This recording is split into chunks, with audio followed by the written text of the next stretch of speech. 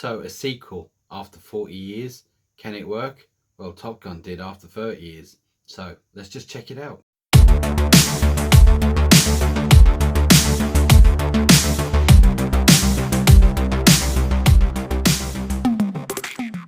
Hello and welcome to another video here at Movie Mash. And today we're going to talk about A Christmas Story Christmas, the sequel to the 1983 Christmas story. Now before I carry on, please hit the subscribe button and do us a Christmas favour, hit the like button. The little thumbs up just there, just below you. It makes a big difference.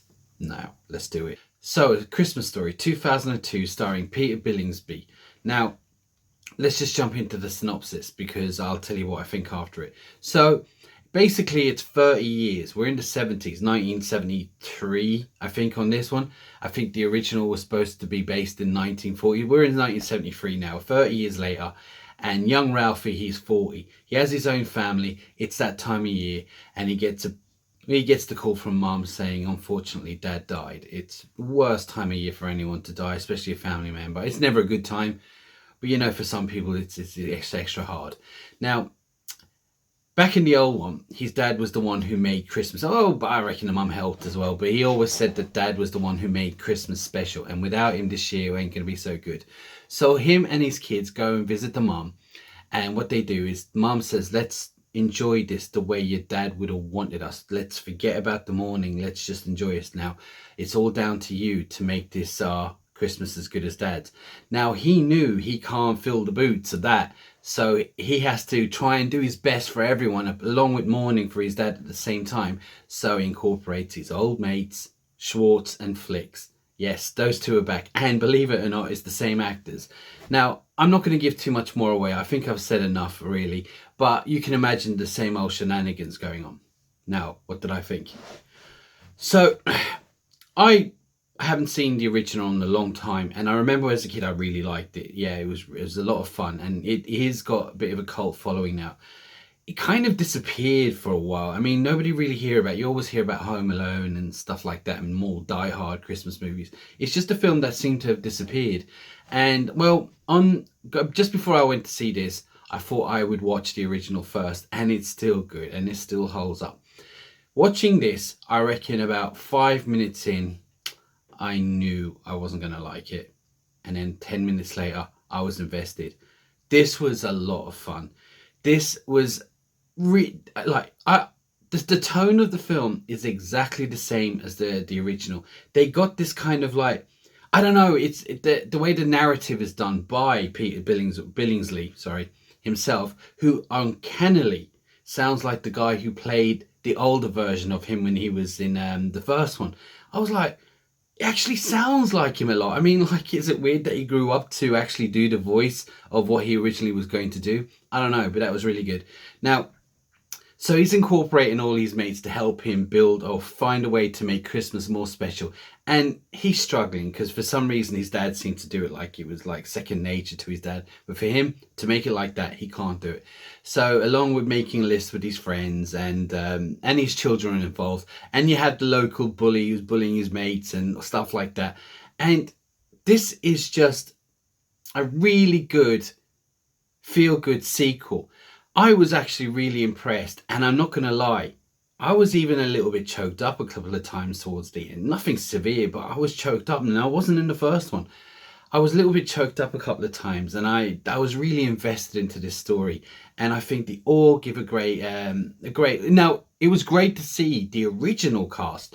Now, we're talking about Flick and Schwartz. They're the same actors like 40 years later. Obviously, Peter Billingsley, he's the same actor. The only difference was we have Mum, who's played by a different actress, and the actress is called Julie Haggerty. I think her name is Julie Haggerty. Now, the only thing I ever seen her for was one of the aeroplane films back in the 70s, but I think she did a really good job.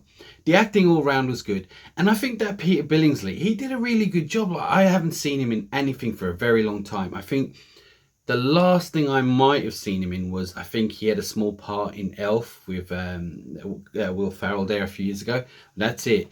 Now, for someone who ain't done nothing for a while, he did a really job. He carried the film. He brought the same charm and warmth that we had in the original, as long as seeing him as a kid and working as a dad, being a dad now himself and knowing the struggles of what his dad had to go through and probably did. So If you're looking for a really good Christmas film, I really recommend this. But there is a negative, and let's just jump into that. Now, a negative. This is, alright, it ain't a negative. It's a small nitpick, and I always find one. So this is supposed to be now based in 1973. And it's 30 years after, which makes him 40, which technically in real life is 50, I think. So, you know, if that's not the negative, that's fine. He actually looked pretty decent for his age. What I was going to say is that I didn't always feel like it was the 70s. Sometimes it felt it just didn't feel 70s enough. I mean, I know it's not the main part of the movie, but just a little bit. I just wished it felt a bit more 70s now. And moments it did look 70s with the wallpaper and colours here and there. It's just sometimes I would forget, oh yeah, it's 70s, you know. So yeah, that was just a nitpick. I wish they incorporated that a little bit more, but it's just my opinion. Everyone else is different. Now, before I go, I nearly forgot. There's a little cameo by, I don't know if it was a spoiler, but I think everyone kind of get the gist of it. The old bully, I think his name was Farkas. Farkas, sorry if I'm getting it wrong. There's a cameo. You could say it's a cameo. It's a good cameo though. And it was a really good cameo. It wasn't a one for the sake of it. It was done well. It was decent. It would fit actually in with the film. It wasn't just, oh, here, look, he's in it too. Here's a character.